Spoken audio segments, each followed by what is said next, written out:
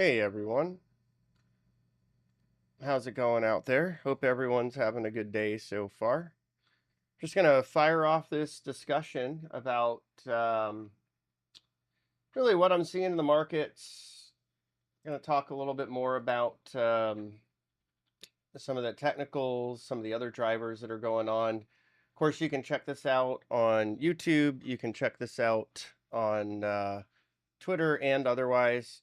And just give me a moment. I'm just getting everything all set up here. So,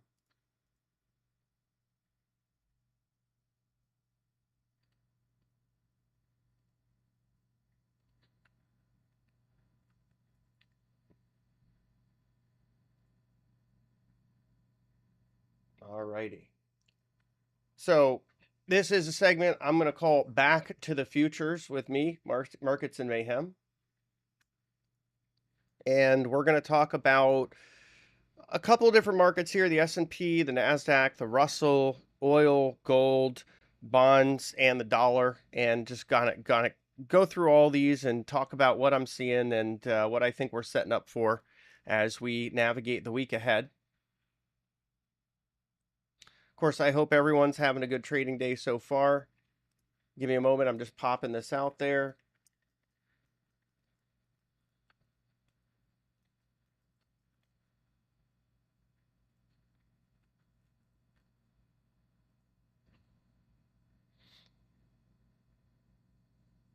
All right. So let's kick it off. First, let's talk a little bit about me. My real trading journey began in 2005, funding my own account and trading stocks, then moving on to options, futures, and Forex. I navigated through the great financial crisis, which helped me to better appreciate the importance of understanding intermarket dynamics, momentum, and macro, and particularly how they all potentially can interact. I think that's a really important part of appreciating really, staying power in the markets. And so my approach is systematic. I backtest, I build models, I trade off of a system. I do not just trade, looking at a chart and winging it. I really try to be very thorough. And that helps me to be more consistent. It helps me to be more disciplined. It helps me to not take some of the trades that I don't believe have a lot of potential. And then it also helps me to stay in the trades that I feel could actually do better. So it's kind of a win-win to have that systematic approach.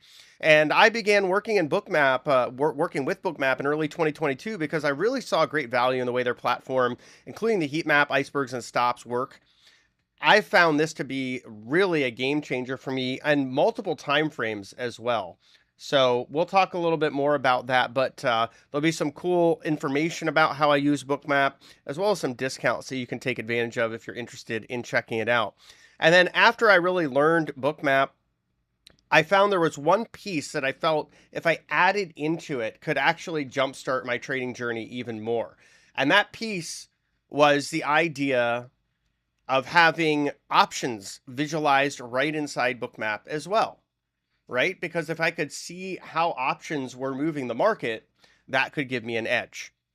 So let's go through the disclaimer real quick. I know this is everyone's favorite part of the presentation. All Bookmap Limited materials, information, and presentations are for educational purposes only and should not be considered specific investment advice nor recommendations. Trading futures, equities, and digital currencies involves substantial risk of loss and is not suitable for all investors.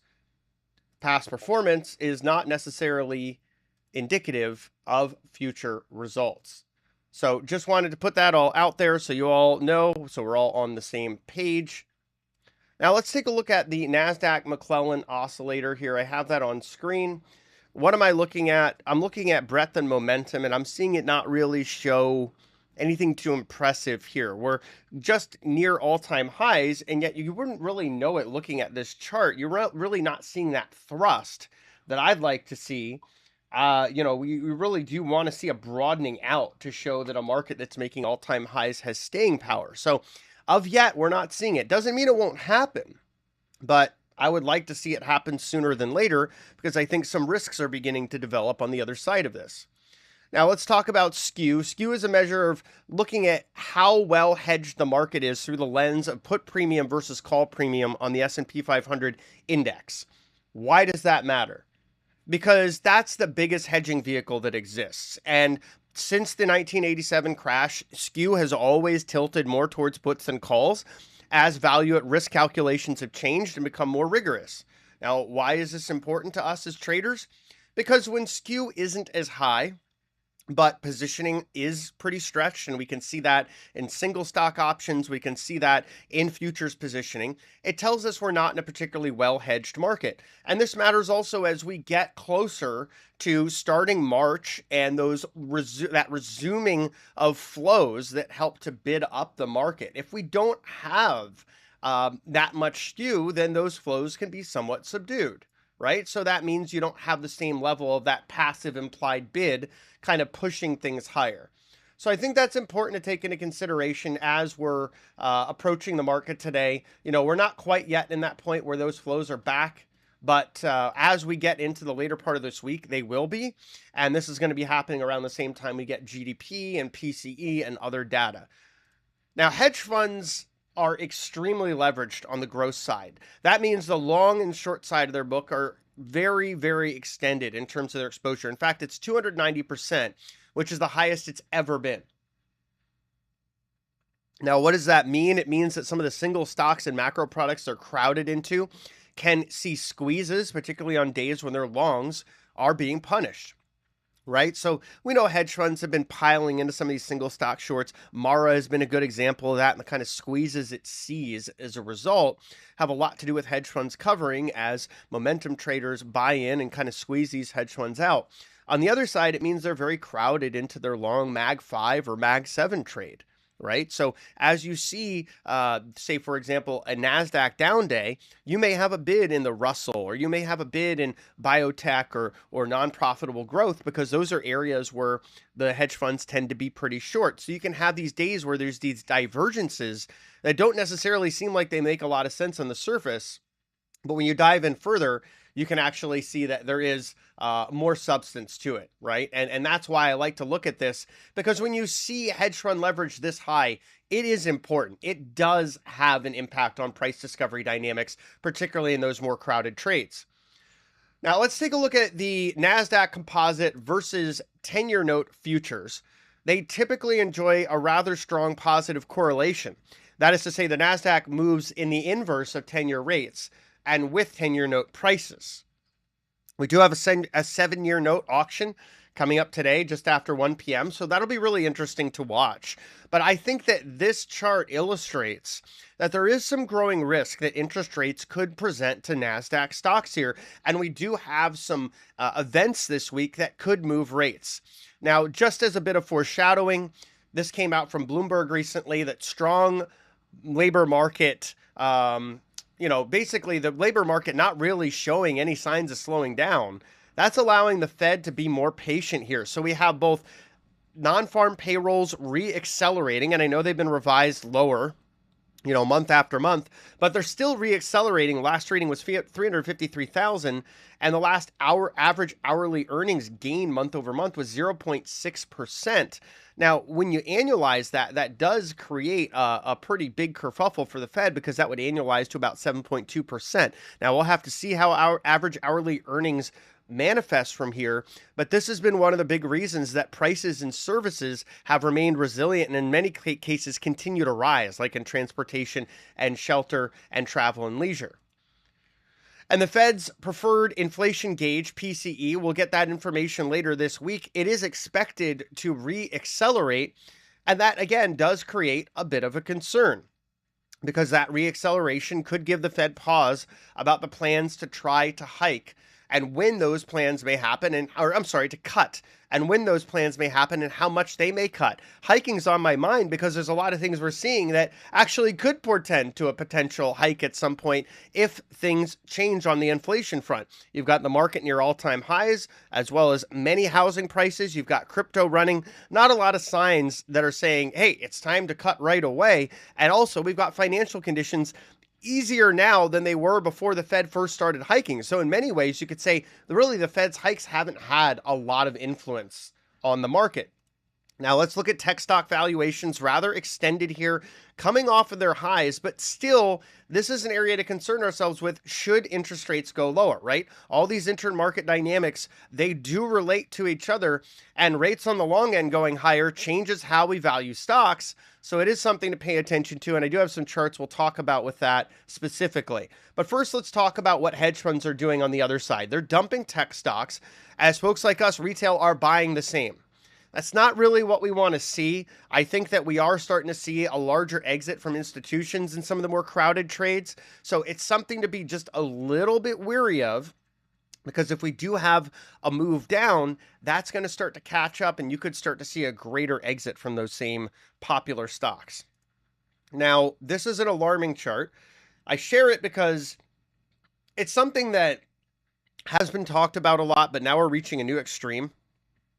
U.S. market breadth is the weakest since 2009, and that is the S&P 5000 market cap relative to the equal weight index.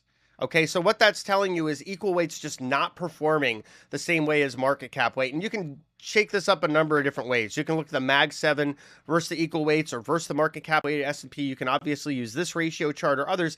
And you can use other measures of breadth, like the number of stocks above their 200-day or 50 or 20-day moving average. All these are showing us that there's still a lack of participation. But here's a really easy way of showing it. Here's the market heat map across all the U.S. listed equities. This is from FinViz. Their site's pretty cool. You can check it out. They've got a lot of different tools on it. And this is showing us that this really hasn't been a market of equal participation. There's been a lot of parts of the market that just haven't participated. This is year to date. So you can see that and how that could be a concern when the market's hitting all-time highs, and yet there's a whole bunch of stocks that aren't really following along, including one of the former leaders, Apple. Now let's look at options positioning as we head into the trading day. We've got an implied open of a gain of about 1/12 of 1% here from the S&P. It's looking like implied up about 6 handles here. So that puts us just a little higher than spot was on this chart when I made it. But basically what this is showing us is we do have some significant positioning here at 5,100, at 50/50, and of course at 5,000. These are key levels. So if the market pulls back a bit, I think 50/50 could be a reasonable area of support, and 5,000 is a huge area of potential support. On the other side of that, 5,100 could provide some resistance. Now, what we would want to see to say that resistance may not be such a factor is positioning continuing to roll up. That would be seeing more and more interest at calls at 5,200, 5,250, and so forth. We're not seeing that quite yet, so I do believe 5,100 is a key level to watch on the upside. And of course, 5,000 on the downside, really, really big area of potential support. These are SPX levels. You can adjust them over to ES. I think the delta is about 14 points right now. Speaking of ES, here's my latest chart looking at the technicals on ES. And we can see here we're just below a pretty important area of resistance, that 50.93. We haven't really been able to hold above that area for more than, let's say, basically the last couple trading days. We've challenged that area. We've fallen back. We did have one day where we held above it. I think looking at how we hold 50/50 today, in particular on ES, is going to be really important. And remember, that's going to be above that 50/50 level on SPX, right? Because we do have a delta between the two contracts. But nevertheless, I think if we can break above 50.9375, we've got room to the upside. That's going to probably take us top to the value area, which would be around 51.20. So right now, path of least resistance remains higher in the intermediate term. But in the short term, we could consolidate these gains a little bit and possibly retrace. I think it's going to be all about interest rates and the dollar in terms of how the S&P trades today. And remember, once again, we do have that 7-year auction coming in just after 1 p.m. So I think that'll be pretty important to take into consideration as well. Next, we have the NASDAQ 100 futures contract for March. We can see once again resistance overhead, that 18,044.25 levels, what I've marked off. I think that's a really key area. If we can break above it, I don't see any reason this index can't try to make an all-time high. But for right now, we're sort of consolidating between there. and 17,928.50. I think if we slip below 17,928.50, we've got 17,731.50, and then we've got the point of control, which is just below that, and then finally 17,484. Those are those key areas of support I'd be watching. But again, for the NASDAQ, path of least resistance in the intermediate term, likely higher, right?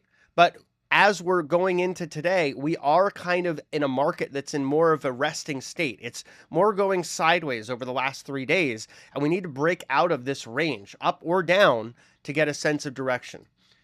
The Russell looks interesting here. The Russell's actually looking stronger overall than the S&P and the NASDAQ with how it's behaving. Some of this is going to be short covering from those crowded hedge funds that really love shorting the Russell. It feels like they really want to short the Russell to zero as much as they possibly can. But on the other side of it, there is appetite for small caps, and we have seen that appetite growing as the year has gone on. So we'll be watching the Russell today, that 2047.90 level, that next area of resistance we want to see it climb above, and then 2069.40 becomes a pretty logical area of potential extension. Next up, we've got crude oil. Crude oil, when I was making this chart, is trading at 77.40. I'm right now looking at 76.41 as my bullish pivot, so above that level, and I'm inclined to take long trades, but I do want to see this break above 77.84, so we get a chance at 78.91. I do think from here, however, the chances are that oil gets to about 85, 86 are pretty strong over the next month or two. Then we've got gold, everyone's favorite shiny thing. Gold is looking like it's still stuck in a state of consolidation, but it is trying to make a push. Part of that push is longer end yields are starting to sort of flatten out after their recent rise, and the dollar's making a bit of a stair-step pattern lower. So gold could have a bit of room here. I still think gold's got to prove itself, though, so I'm looking for gold to push above 2049.20, and then I think we have a chance at 2071.50. Above there, we have a chance at 2100.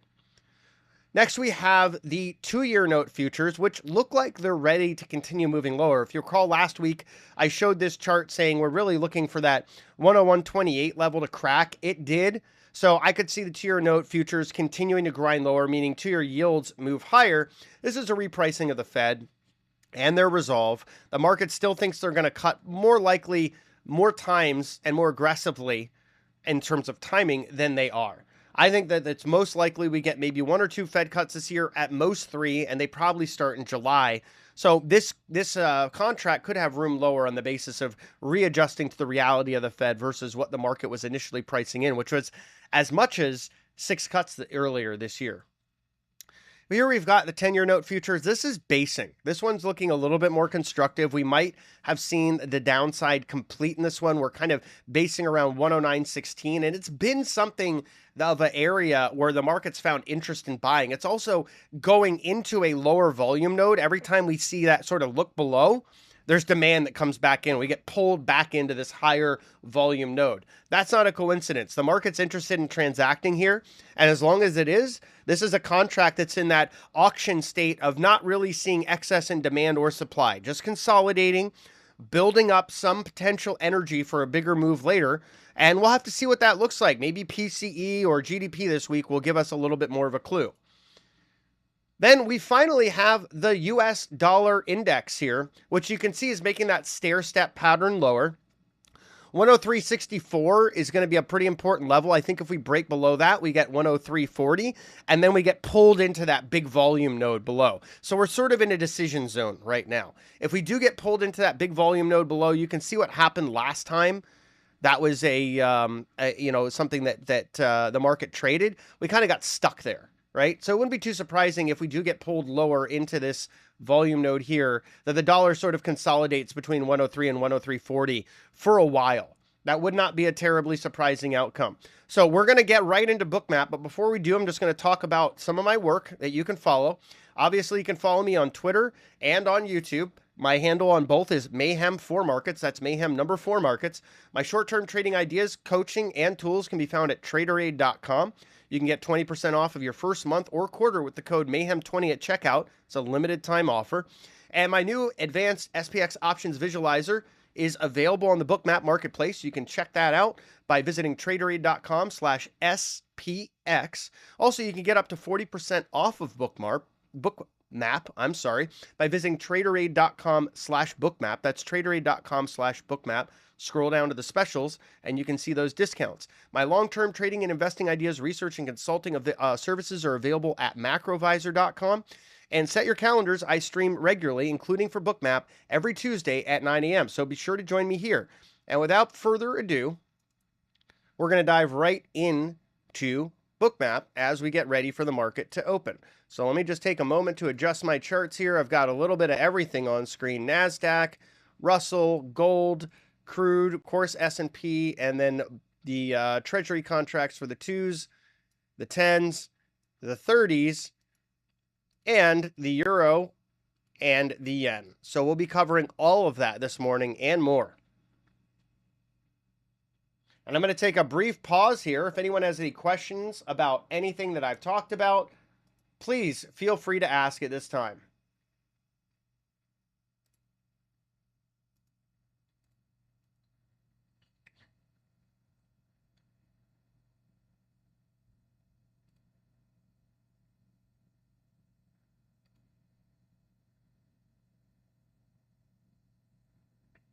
All right. So we're going to dive right in. So we can see on the screen here, this is the Bookmap contract for S&P 500 E-mini futures in March, right? We're looking at that. That's the most liquid contract. We'll continue to look at that contract until it's time to roll, which I typically roll the contract the week of expiration, both for my own Bookmap and also for how I encode the SPX options visualizer. And I'm really keying off of where volume is, right? So when volume starts to trade the most at a certain contract, that's when I move to that contract. That helps me with execution. It helps me to follow where the liquidity is. And of course, Bookmap gives us a really good view of that liquidity. So it's important to, be able to see what is happening in the market, where bigger players are expressing their interest in transacting, right? So on screen, we can see the wall of calls above us here. This is going to adjust to about 5110. Okay, so I think the delta is actually about 10 points here. Let me just take a moment to look at that.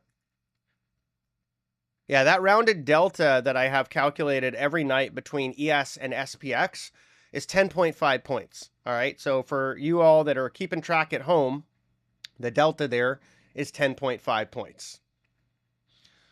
All right, so that means the call wall puts us at 5100 SPX or 511050 ES. So you can mark that down if you're keeping track at home. We've got this gamma 1 level. This is the largest area of gross gamma positioning near spot. And this is going to be about 5050 SPX or 506050 ES, right? So those are pretty key levels. We also have from yesterday all the most active flows that were happening inside the market, right?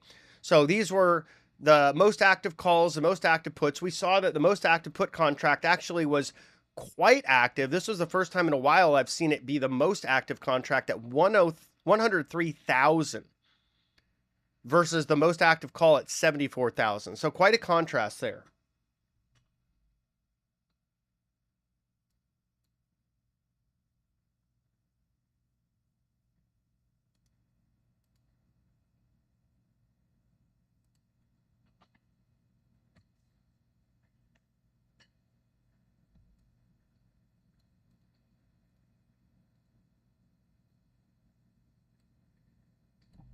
All right, let's take a look at our more volatile friend, the NASDAQ pre-open.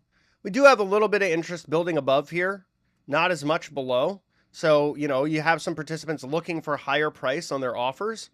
You see a little bit of that in the S&P as well. You see a decent amount of interest above, but there is some below here, particularly around yesterday's area of options interest in SPX. Russell's a bit more of a mess here, not as much liquidity in this contract overall, trading about 5.6 thousand order book depth this morning. And we can see it just trading below the point of control in VWAP here. Gold trading at 2045. There is actually a decent amount of liquidity in this contract today. Got 111 at about, looks like 2043.75 and then 101 at 2048.50. So that's pretty big. This is not a very liquid contract. So when you see that amount of interest in gold, I do think it's important.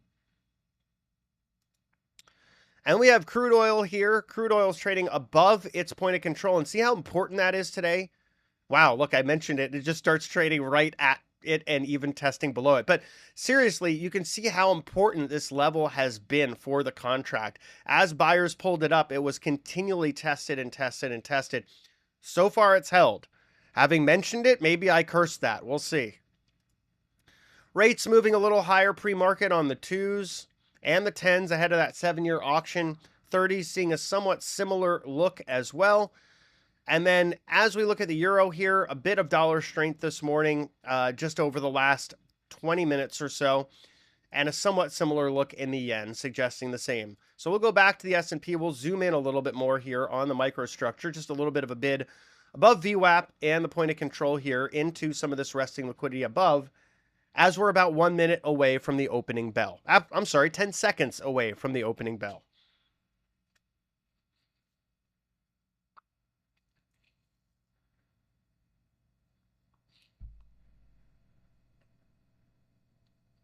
And there's that opening bell for you, coming in right about now. And as it does, you can see liquidity really start to grow.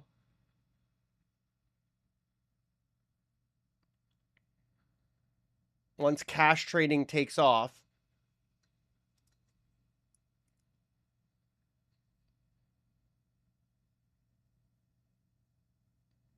It's also important to watch the liquidity. You can see liquidity really starts to thicken up here. So you can see that the difference between the pre-market and the cash session is the heat map gets a lot more interesting, a lot more participation during the cash session. You can see it in the Russell, you can see it in the S&P, you can see it in the NASDAQ, right? And that's telling you there's more folks that are interested in transacting. There's more activity happening. That also means you're more likely to get better fills in this market, you know, during regular trading hours than pre-market.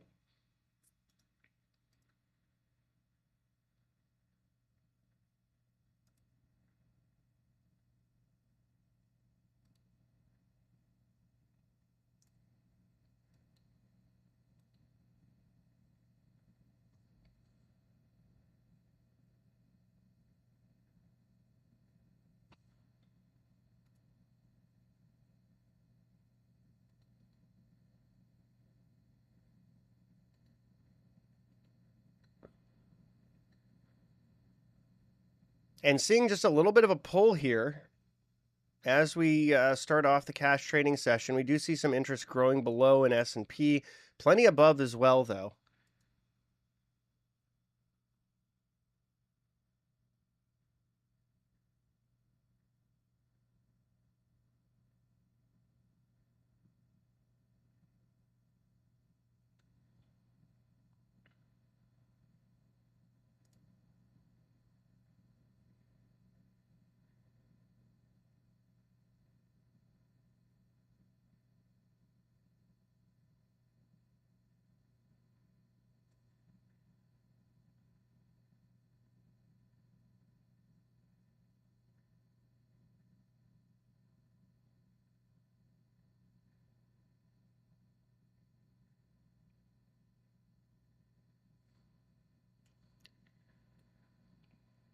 And we see price just getting right back here to the VWAP and point of control, right where we saw the second most active put contract yesterday. So we see there's a continued amount of interest really at this level.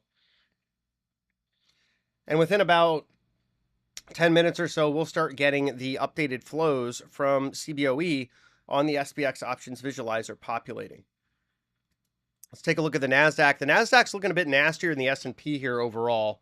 It's not really what you want to see. The NASDAQ tends to be the momentum leader. So when it's not behaving well, it is something to look out for.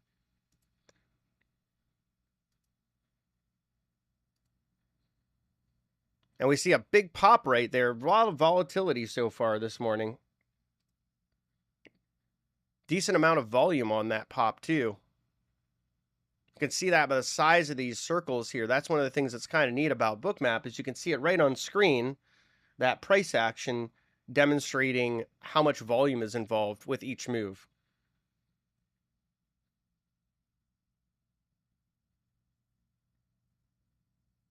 Let's take a look at the Russell. Russell reversing. Russell's kind of doing the inverse of the NASDAQ.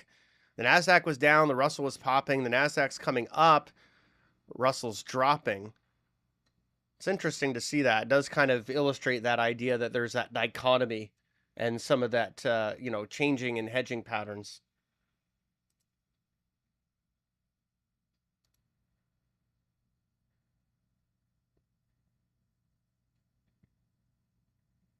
You see a little bit of selling coming back in the NASDAQ. Not as much conviction. You can see the smaller bubbles here. We'll zoom in on the microstructure. It's kind of interesting to do this. You can zoom in at, really any time interval and really to the depth that you want, so that if you're a higher frequency scalper, you've got that opportunity to really look at just how things are trading at a much shorter frequency. Like right now, we've just got about 5 minutes of tape on screen.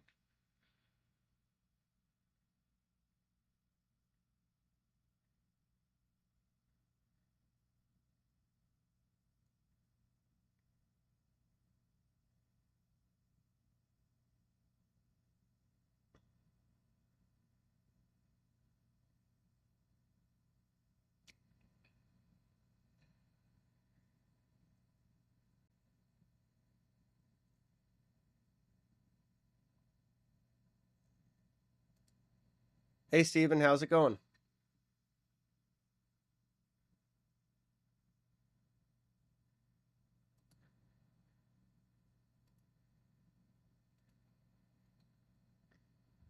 I'm going to go back to S&P here. We see it pulling a bit down here, and we do see interest growing in bids below.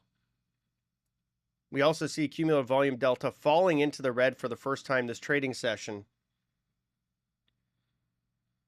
Let's see how much more interest. We do see some more interest growing at lower prices as well. So I think this is all pretty important to take into consideration. Now, I like to trade the 20-minute opening range, so we still got about 15 minutes left before we see how that forms. But initial indications so far look like we do have some weakness, maybe some continuation of yesterday's selling in the tape so far today. Let's take a look at the NASDAQ, and we're going to just zoom this out just a little bit here.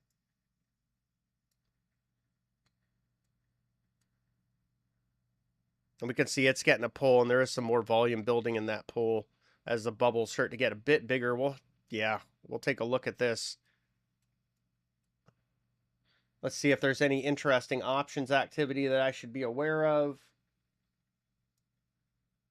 Got some big buys in Tesla and coin. Tesla got the 207.50s, about 128,000 trading for next Friday's expiration. Coin, we've got the 210s, about 150,000 trading for this Friday's expiration, both on the call side.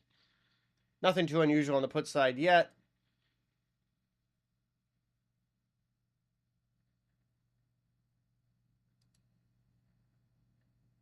And going into this morning, we had about a 270 million imbalance to the buy side. See S&P kind of continuing to pull here. We're going to zoom in just a little bit, focus on the cash session.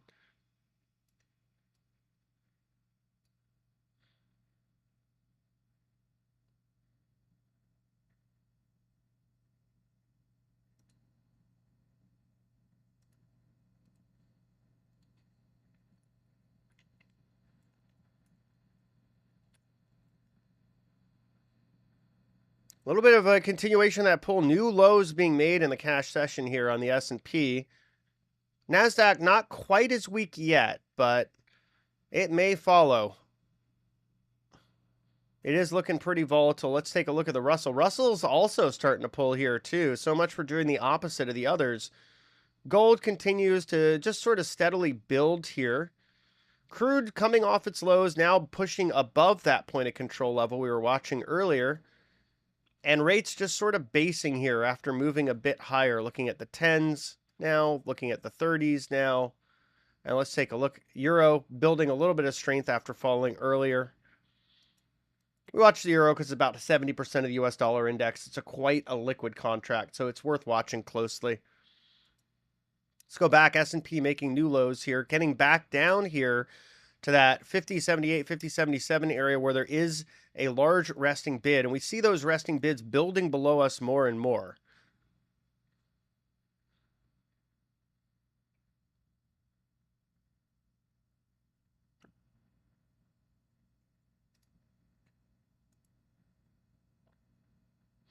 Now, we do get conference board consumer confidence at 10 a.m. I don't know that that's going to be a huge market mover, but I think it's at least important to watch. We can see a larger resting bid now coming in just below price. So again, this tends to act a bit like a magnet when trend is your friend. So this is important. This is the market, whether it's algos or trading desks, giving us a sense as to where they're interested in price. And it's at lower levels with these bids.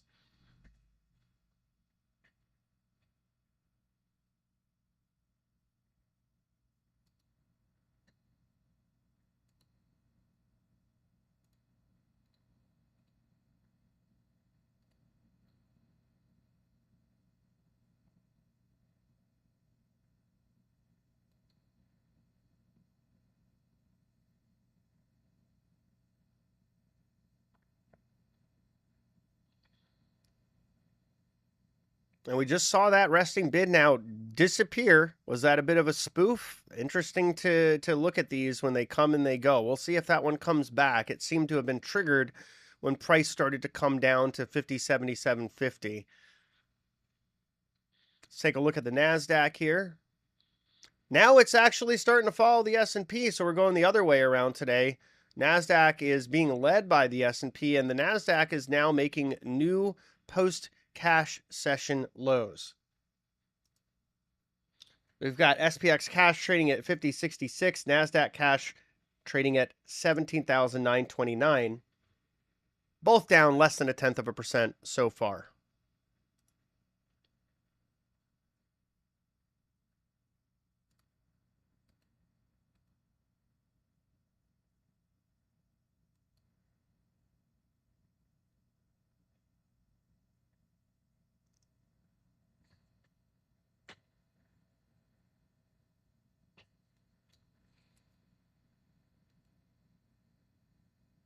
Seeing more interest in those Tesla 20750s.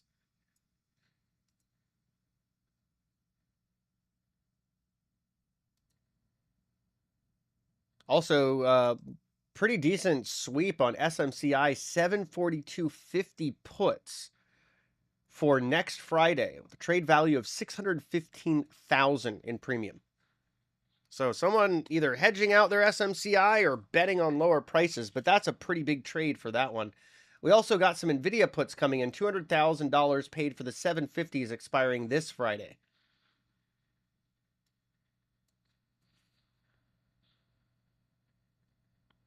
S&P continuing to make new lows here this morning. NASDAQ really pulling harder than the S&P lower now.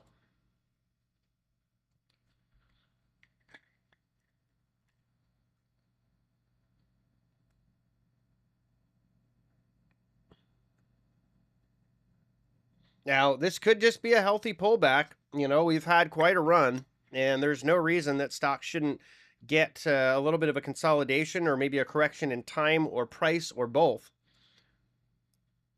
We can see that positioning has become really extended. We do see some distribution happening from the institutional side and some of the more crowded areas of the market. So we'll see whether this leads to a rotation, consolidation, or some kind of correction.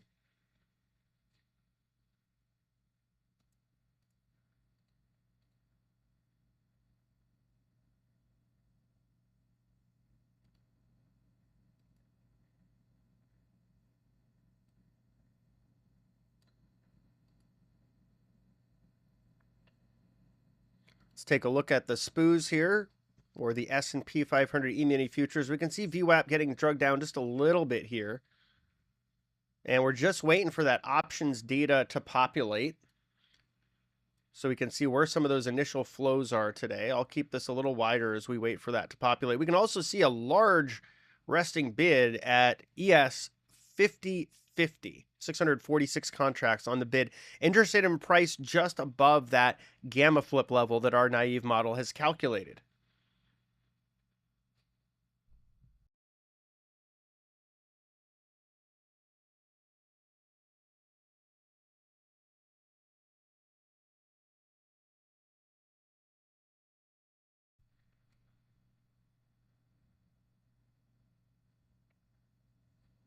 Some more Tesla calls coming through, 205s for 2 weeks from this Friday, 156,000 in premium paid. That Tesla 210 level overall also has a lot more interest growing based on our gamma profiling tool that we have on our Traderade Discord that I created that scrapes all the options on the chain. We can see sellers pulling down the point of control here now to about 50.77. We'll zoom out just a little bit more. Yeah, it's mostly that 50-50 order. That's really the biggest one on the book right now that I'm watching. Let's go over to the NASDAQ. NASDAQ continues to also plunge new lows here. Let's see if we see any interesting levels of resting liquidity below that are of similar size. Nothing like the S&P here. At least not yet. Yeah, there's 17,800. That's going to be the largest that you see, and that's about 1% lower than where we are now. So I guess it's somewhat similar to the S&P, albeit lower. Russell's pinging around the point of control that's been pushed lower by sellers here, now looking like it wants to push below it, potentially making a new low. There it goes.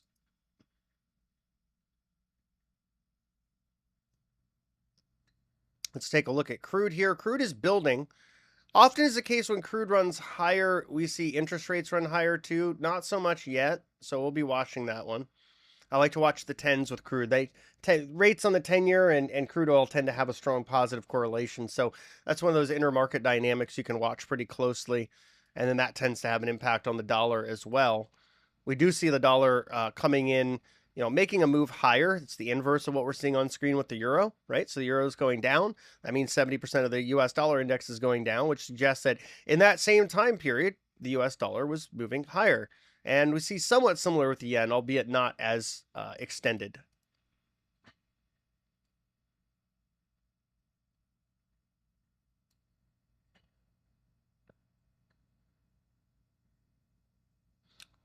Someone selling NVIDIA 790 calls, 123,000 in premium sold. That's for this Friday.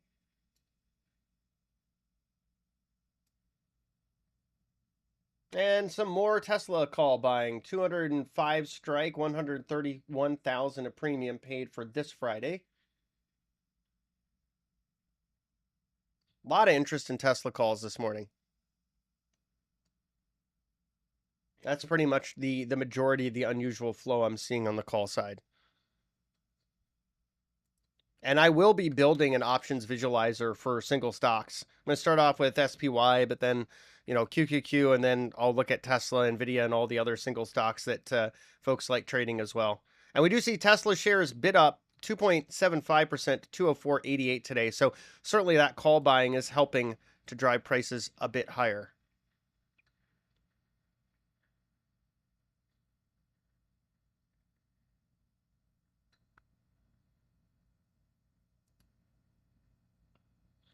And getting a little bit of a bid over the last 2 minutes here, but nothing to write home about. Just more stabilization, I would say, than anything else. Similar look in the Russell now, trying to challenge the point of control from below here. And now we have these initial options levels populating from my SPX options visualizer. You can see that the most active put strike is actually above price right now. And then the second most active put strike is just above that really large level of resting liquidity. Now, these Order flows will develop over the first hour or so. We'll get a better sense as to where there's a lot of interest, but these are at least the initial areas of interest that we're seeing. So we're going to zoom out a little bit more. We also see the midpoint coming on screen. The midpoint often aligns pretty closely with the point of control in VWAP, and the midpoint appears when there is a relative balance between the amount of interest in the top two puts and the top two calls.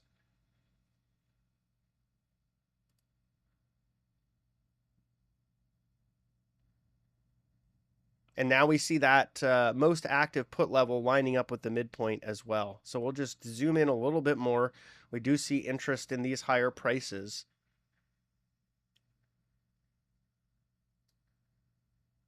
And we also see interest growing just below the point of control, 313 at 5076. And then you've got double stack here at 5073, probably up to 5073.75.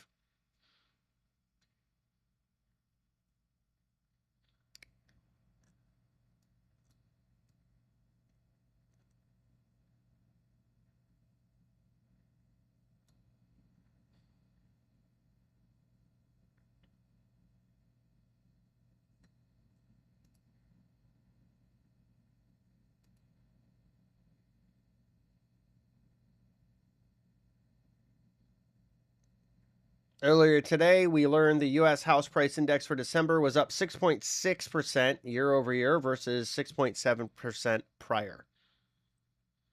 So home prices are still on the rise. Another reason that I don't think the Fed needs to look at cutting anytime too soon. In fact, Powell was the first Fed chair ever to identify housing as being in a bubble and saying that we should expect a reset. Now, whether or not that's still the case is a whole other story altogether, but it's at least something that's in the Fed's purview.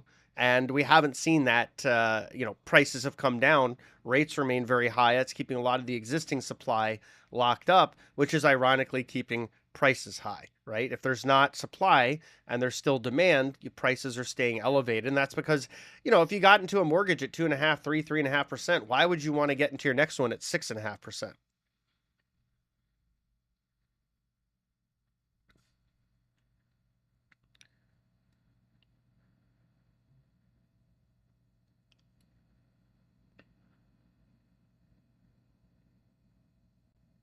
So we've got consumer confidence and Richmond Fed coming up at 10.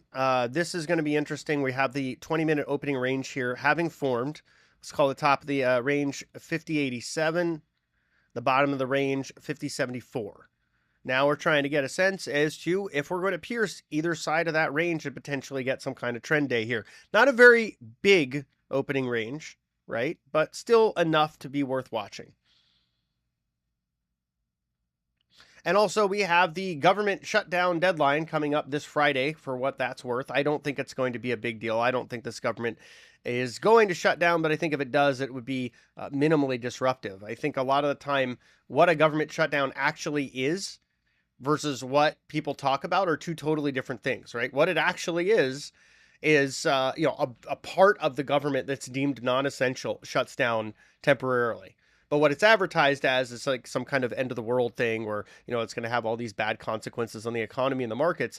Often is the case, it doesn't have a major consequence. It's maybe a little bit of volatility, a little bit of stress. But the Pentagon's funded, all the essential agencies are funded. It's just like a temporary pause on spending in certain operations, and basically people don't get paid for a little bit, increases their financial stress, particularly in areas where there's a lot of federal government employees and contractors. But ultimately, you see creditors and landlords and others work with these same folks knowing they'll eventually be paid. So it's usually not a big issue. So I wouldn't make a lot of it. We'll see what happens by the end of this week. They'll probably get another continuing resolution. But we haven't had a 2024 budget for this government. I mean, the 2024 fiscal year started on October 1st. It's almost March 1st. So it's been 5 months almost with no budget in fiscal year 2024. So great job. So let's zoom out a little bit. Let's see where some of these areas of interest are. We can see now things are shifting around a little bit. And look at that. This is very interesting. The most interest in puts is around the same level where there is the most interest in this 647 contract bid at 50/50. There are no coincidences. These are very much related, and you often see this, which is one of the reasons I built this tool for Bookmap, because it's really neat to be able to see the heat map where people are interested, where they've already transacted on various time frames, intraday, but also, full year volume profile is a good thing to zoom out and look at. But then also where there's interest in transacting options and where there's already positioning.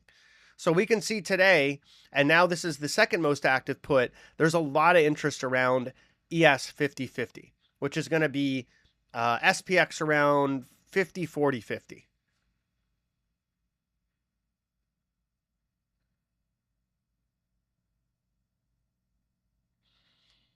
And right now, because there's a relative balance between the most active puts and calls, you can see they're pretty much all 3,000 volume right now. We have that midpoint on screen, and that is converging closer with the VWAP level kind of getting pulled into midpoint here.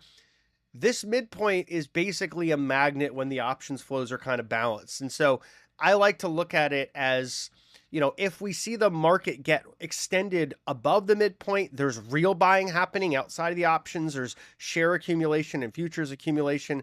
And on the other side, if we get well below the midpoint, we're seeing the opposite. We're seeing real distribution outside of what's implied by options. So it kind of gives you a sense as to where the drivers are. And if we get kind of pinned at midpoint, in auction theory, it's telling you there's a relative balance between supply and demand in the external factors in shares and futures, not just options, right?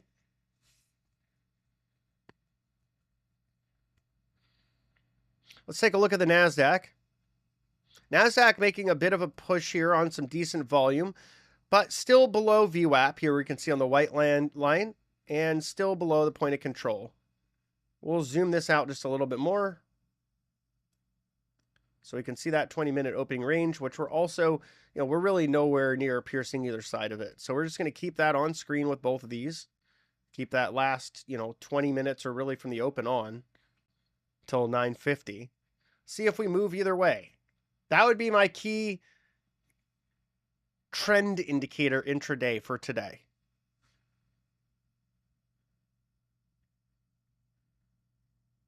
Let's take a look at the Russell here. Russell's just pinging the point of control from below, just below VWAP as well. It's been a bit of a choppy trade today. Initially, it was trading to the inverse of the NASDAQ, but now it seems to be becoming a little bit more like it overall. Move on to gold. Gold is just chopping sideways here. Not a lot to see. We do have some of these larger areas of interest above and below, though. 2048.50 and 2040.50. I think these levels could be somewhat important. This is a thin contract, so it doesn't tend to get a lot of large resting bids and offers. These are large enough to get my attention. Then we've got crude, and look at that. Big resting offer in crude up here at 78.50. So with price moving in that direction, it does become more likely that that offer gets filled. We'll take a look at that later. Rates just kind of chopping sideways here overall after an initial move higher, getting a little relief in the 10s ahead of that auction at 1 p.m. Similar with the 30s. And euro coming down and basing, so implying the dollar moved a little bit higher over the last 20 minutes or so. And the yen, a similar look there. So we'll go back to the S&P futures. Right back at midpoint here. VWAP getting pulled closer and closer to midpoint. And really not a lot of activity. You can see it on screen. The bubbles are getting pretty small. It's telling you there's really not a lot of transacting. You can also see that in the volume below if you prefer looking at volume bars. But they're both telling you the same thing. Just not a lot of conviction in one way or the other right now. This is sort of a market imbalance.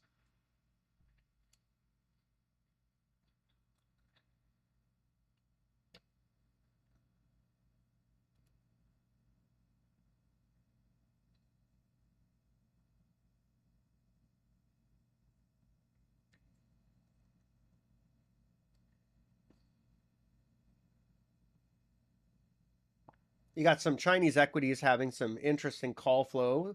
BABA 80s for next Friday, 125,000 premium paid for the calls on those. Baidu 120s for 2 weeks from now, 132,000 in premium there.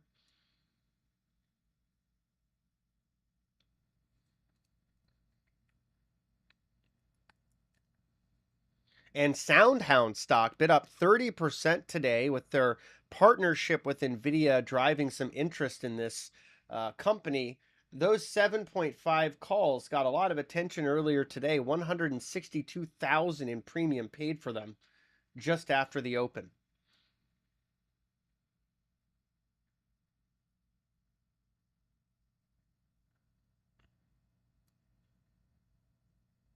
Still have that large resting bid below us here in the S&P, which is now just by the gamma flip level.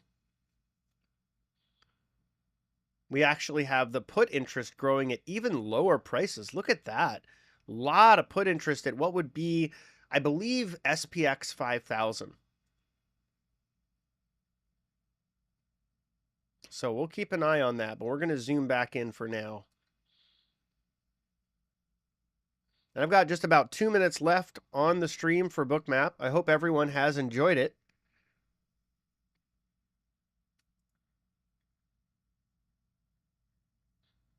Of course, you can follow me on Twitter and YouTube at Mayhem for Markets. Check out Traderade, where we help you sharpen your trading edge. For a limited time, you get 20% off using the code Mayhem20 at checkout. If you'd like to get up to 40% off of Bookmap, you can do so by visiting traderade.com/bookmap and scroll down to the specials. And if you're interested in the SPX options visualizer, check out traderade.com/SPX. It now works for Rhythmic and DX Feed.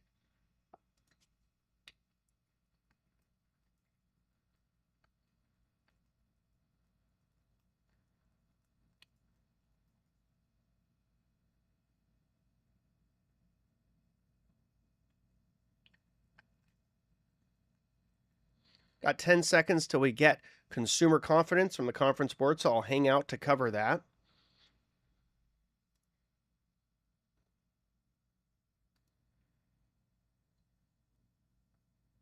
We got 106.7 lower than forecast. Market's catching a bit of a bid on this reading.